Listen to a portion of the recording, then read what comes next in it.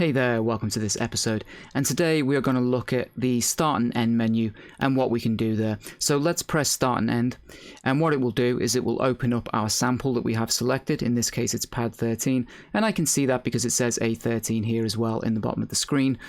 And in its basic form, we can move our start and end points for our sample.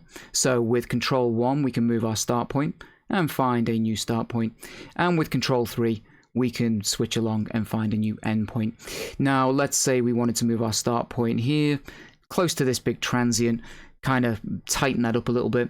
We can use push and enter here to zoom in. And when we zoom in, we can see, obviously, we're quite far from the transient here. So we will pull this across a little bit, get it closer, say that that's a good, starting point. And of course, we can do the same with our endpoint. Let's say we want that to be closer to this transient over here. We can do that. Zoom in, and we can find the the perfect point. Now, how that works when we're doing our zooming here is that it zooms to whichever rotary or whichever point you changed last. So if I do the end point and then I zoom, it goes to the end point because it's the last one that we touched. And if the control knob 1 with our starting point was the last thing that we touched, when we zoom, it is going to zoom into the start point. So keep that in mind. Now, the other things that we can do here, one of the big things that you'll get kind of annoyed with at first if you don't know how to do this is, let's say you set your start point here. So we go to our start point, again to this transient, we zoom in, make it nice and tight against here. This seems great. Quite happy with that. That's where we want it. We zoom out. Then we want to do the same with our endpoint, and again we'll just bring it close to this transient here, so we get it close, zoom, tighten it up a little bit. That is now our perfect little, loop, whatever we want to do, our perfect little edit. If I then want to go to select my start or my endpoint again, if I want to select one of those, of course the natural thing is to twist Control knob 3 or Control knob 1.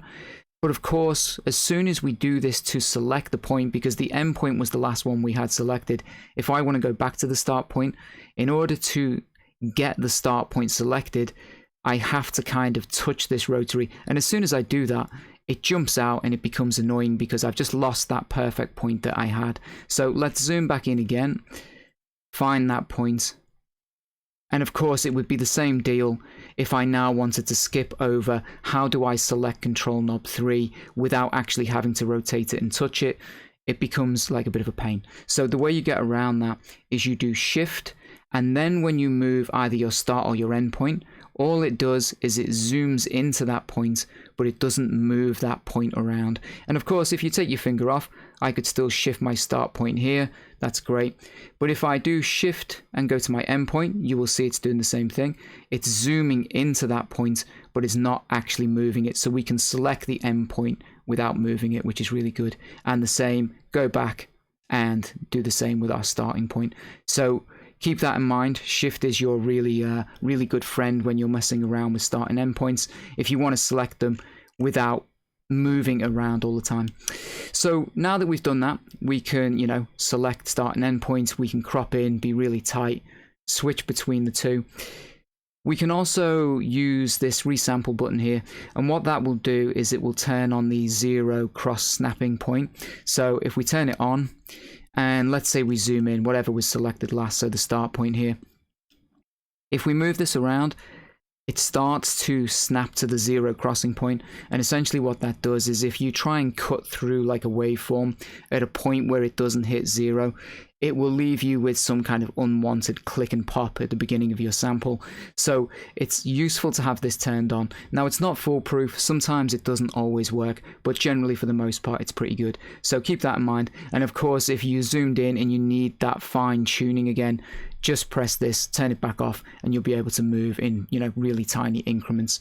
So I generally turn that on when I'm, playing around with my start and end points. We can zoom back out again. So we can use this mode as well to kind of help us out. The other things that we can do, if we take our start and end points right to the beginning and the end again, When we're playing around with our sample inside of this menu, we have the option to play with our modes here. So if we have gate turned on and I want to just kind of scroll through this sample, I'm looking for the start point and things, it will only play when my finger is on the pad.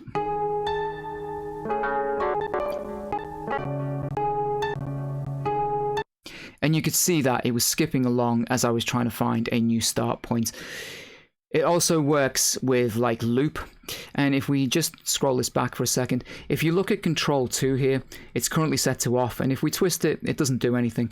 But if we turn loop on, all of a sudden we get this extra loop marker here, and this is really useful because we can find a loop point. So let's say we're trying to work out where we want something to loop. Now it will loop anyway, even if you don't have this set, so we can, you know, shift this all the way over and then just use our start marker to find looping. If we bring it all the way down here, it is going to loop.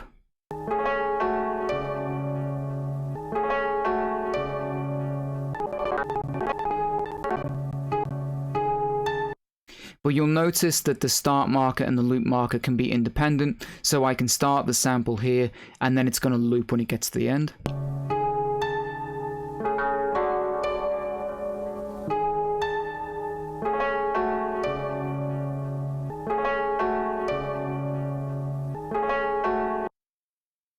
So again, a really useful function, and it can be really good creatively to have a loop play through and then maybe loop in one particular section. There's lots of things you can do with that. So bear in mind that when you play with your sort of sample modes, your sample triggering modes, that can be affected also inside of this start and end window here. The same, I think, with reverse.